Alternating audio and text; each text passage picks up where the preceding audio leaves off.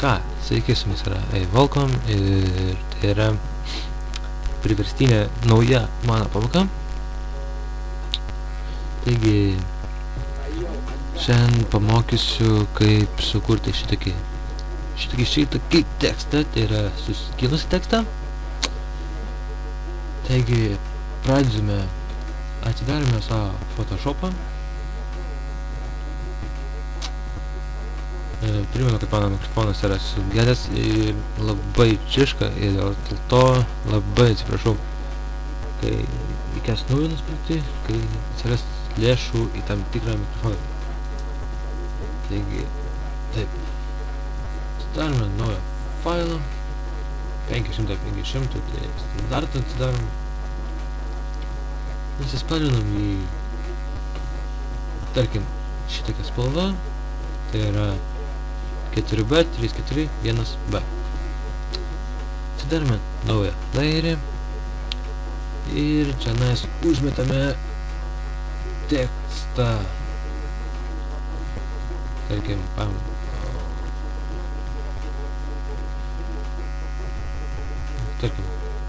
oranžį.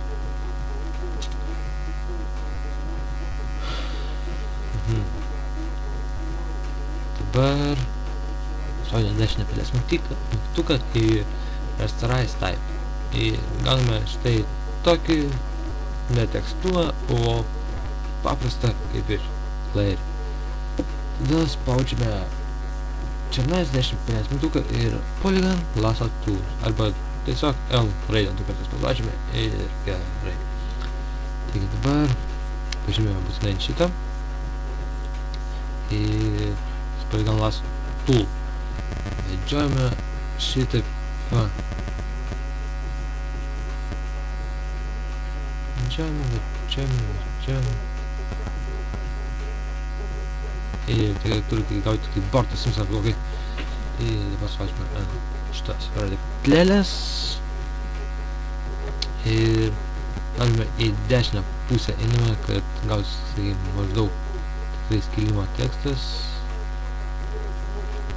Porą pačion, porą šoną, žiūrėkite, kaip jums tikrai geriau. Ir deselect. Ir štai yra suskilęs tekstas. Dar galime porą efektų, tarkim, naują layerį kopijuojame. Šitą pažymime ir nuspalviname baltą spalvą. Select ir taip kaip gautis na maždaug trintuką aptrinam kampus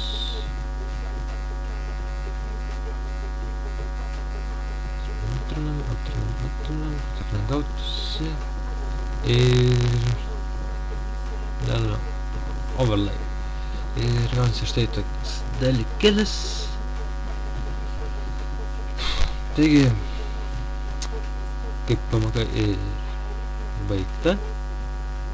Su jumis buvo Rolandas, kitaip Welcome, su nauja priverstinė pamoka. Taigi, primenu, kad rytoj norėčiau pakurti naują tikrai rimtą pamoką apie tinklapio dizaino sukūrimą. Ne kodavimą, tik apie šeimą. Tai norėčiau maždaug tam leisti 2-3 video, 3 jau galutinis variantas, 2 kažkokio video tik tai tam tinklapio dizainui.